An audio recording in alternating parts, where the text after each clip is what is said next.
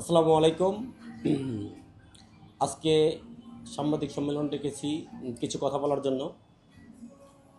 আপনারা জানেন যে আজ থেকে 2-3 দিন হয়ে গেছে যে হিরো আলম এবং সাথী আমাকে নিয়ে, অবশ্য আমার কিছু নায়িকাদের নিয়ে বিভিন্ন ধরনের কথা বলেছে।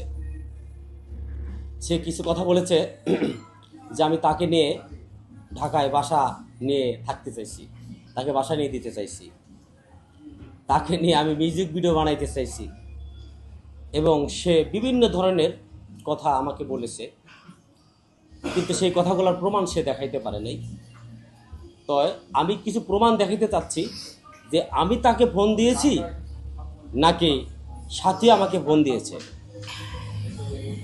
আর আরেকটা কথা, হিরো আলম আমাকে নিয়ে বিভিন্ন কথাবার্তা একটু বলেছে। আমি যে কথা নিয়ে আপনাদের সাথে এর আগে সাংবাদিক সম্মেলন করেছিলাম যে যখন হিরো আলম জেলে ছিল তখন তার পাশে কেউ ছিল না, তখন আমি হিরো স্বপন আলম আমাকে সবসময় শত্রু ভাবে। তো জানি না কেন সে শত্রু ভাবে, সেটা তার ব্যক্তিগত ব্যাপার। কিন্তু যখন কেউ, তার কোনো নায়িকা, তার কোনো ভাই যখন মুখ খোলেনি, তখন আমি হিরো স্বপন আমার নায়িকাদেরকে নিয়ে কথা বলেছিলাম, প্রতিবাদ করেছিলাম, তার জামিন চেয়েছিলাম। এটা আপনারা সবাই জানেন। সেটা কি হলো, সাথীকে আমি বললাম যে তুমি যদি ফ্রি থাকো তাই তুমি আসতে পারো। সে আসেনি এবং আমার সাথে খুব ভালো কথা বলছে, তার সাথে আর খুব ভালো কথা হয়েছে, যেমন স্বাভাবিক কথাগুলা। কিন্তু সে লাইভে এসে সাংবাদিকদের কাছে বিভিন্ন ধরনের আজেবাজে কথা। সাথী হচ্ছে হিরো আলমের নায়িকা সাথী।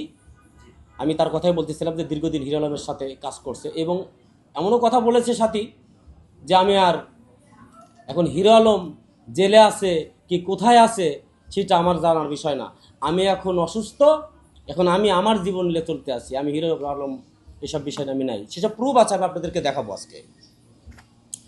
আর আরেকটা কথা হচ্ছে, এই যে হিরো আলম বলে যে হিরো স্বপন কোনো মানে হিরোর মধ্যে পড়ে না, তাকে কে চেনে, কয়জন চেনে?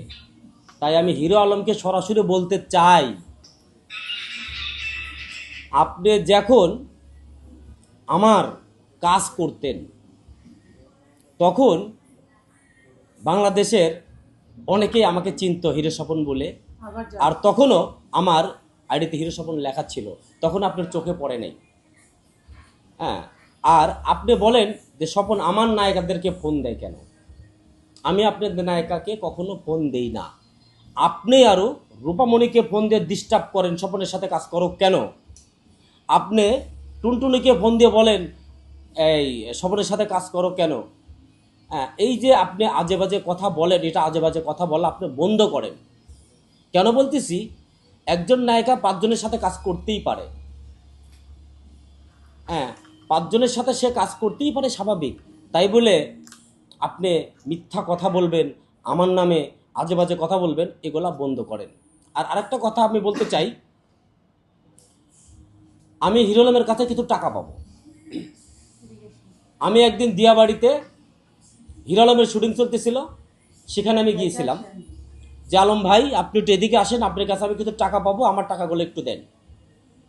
সে আমার উপরে আমাকে মারার জন্য চলে আসছে, আপনারা দেখেছেন। হ্যাঁ, যে মারার জন্য চলে আসছে, তখন কিন্তু আমি কিছু বলি নাই। হ্যাঁ, চলে আসছে। তখন যে সাংবাদিকগুলো ছিল তারা এবং আমার কিছু লোক ছিল, ঠান্ডা বন্ধ করে দিতে পারো তো।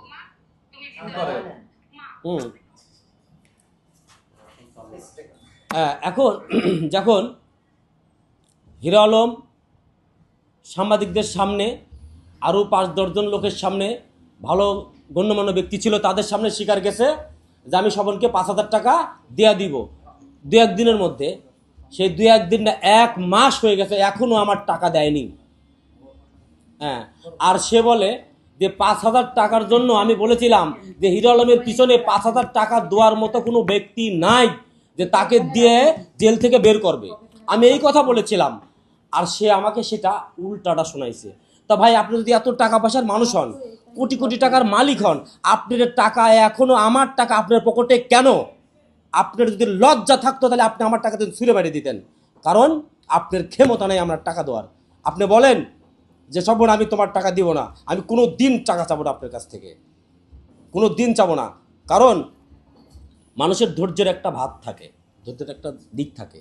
আপনি আমাকে ছাড়া বোধহয় বাংলাদেশে আর কারো আপনি দেখেন নাই যে শুধুমাত্র আপনি আমাকে নিয়ে পড়ে থাকেন। কেন রে ভাই, আমি আপনার কি করেছি, কি ক্ষতি করেছি?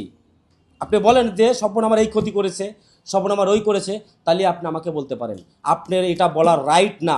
ফার্দার আপনি কখনো আমার নিয়ে কোনো কথা বলতে পারবেন না। আপনি যদি আপনি বলেন তা আপনার সামনে, আমার সামনে এসে আমার সাথে সরাসরি কথা বলবেন। আজে বাজে কথা আপনি বলবেন না, সেটা আমি আপনাকে বলে দিলাম।